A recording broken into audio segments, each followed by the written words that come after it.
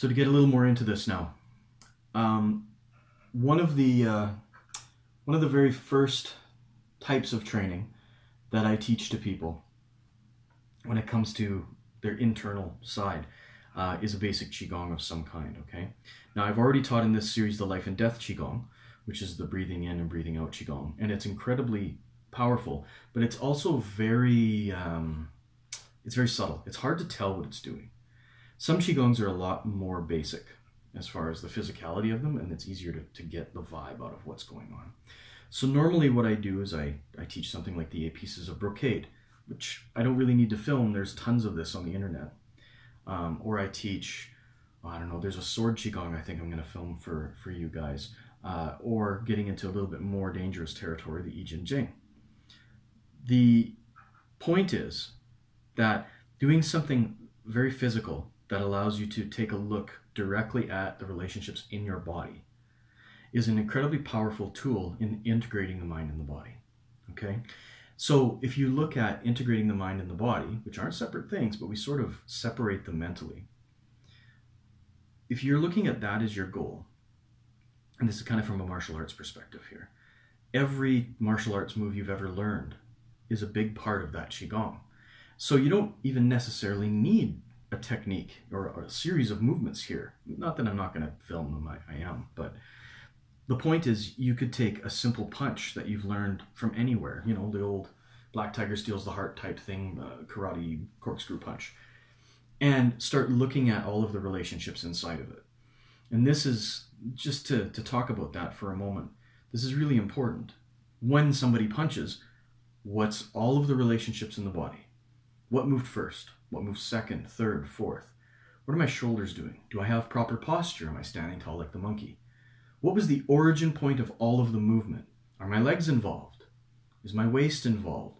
What muscles fire in what order in the chains of my body? Where's my mind? Is my mind focused inwards, looking at all of these things, or is it focused outwards at an opponent? Or is it just wandering off because I've done this punch 1,000 times and I'm just bored and I'm in class and master keeps making me do this for some reason? What are the relationships? If you can't even determine what relationships you have, you can't determine what you should be doing with those relationships. And that's really important. I see this a lot when I'm teaching beginners. You give them a technique like that punch. 3 weeks later, they think they know it. And they're kind of like, why are we still doing this punch? And by pointing out little tiny things, not necessarily like mistakes, oh, you're doing this wrong, but instead showing them, you know, there's a relationship between this and that. Are you doing that? What moved first? Asking them the questions, and in this case, asking herself those kinds of questions. You can look at yourself on a level that maybe you haven't before. It can be very simple. How do you open a door? How do you pick up your teacup? When you're doing dishes, where is your mind? Where is your body? How do you stand? Do you tend to have your weight on the fronts of your feet, backs of your feet? Do you tend to stand with your weight even or on your left or your right? It's stuff like that that kind of grounds, if you will, the spiritual aspect, the esoteric, ethereal aspect of the mind into the flesh. And that's a big part of things, because we spend a great deal of our time in modern society with our minds not in our flesh. Simply because internet, right? What are we doing?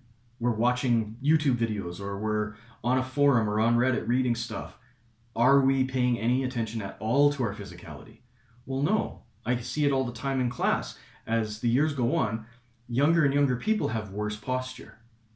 And they have worse cardio, and they don't go outside and they play, and blah, blah, blah, blah, blah. Yet, for instance, when I'm teaching in British Columbia, a lot of the farm kids don't have any of those problems. Well, why? They're grounded in their flesh. They have to go help. They're outside, right?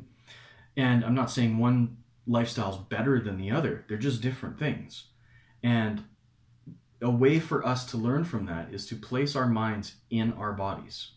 What am I up to? Where am I right now? What am I doing? Where's my weight? Where am I focusing my mind? These kinds of things are what lead us towards Neigong. Now, Neigong practices are very specific. They'll give us certain tasks to do internally. Think about this or notice that. And they're directed at very specific things for very specific skills or reasons. But on a general kind of level of things, if we can't even notice things like where our bodies are in space, then we've got a real problem, right? How are we going to do any of the more specific things? And I know that's a difficult thing to start with, but just pick one thing and do it really well. Look at every little aspect of it. You know, when you drink your tea, notice how much is in your cup. Notice if it's warm or cold or too hot to drink. Notice its smell. Notice whether there's steam rising off it or not. All of these things are interacting with reality. And they're your interaction with yourself as well. How is it that I'm going to pick up that teacup? What part of my body moves first? Do you see what I mean? It doesn't even have to be a martial arts move, right? I don't think I need to ramble on too much more about this, but I really hope that can kind of translates through video. It's not the easiest realm to be doing this stuff in, but just pay attention. That's the biggest thing, is pay very close attention to things, and things tend to work out. Good.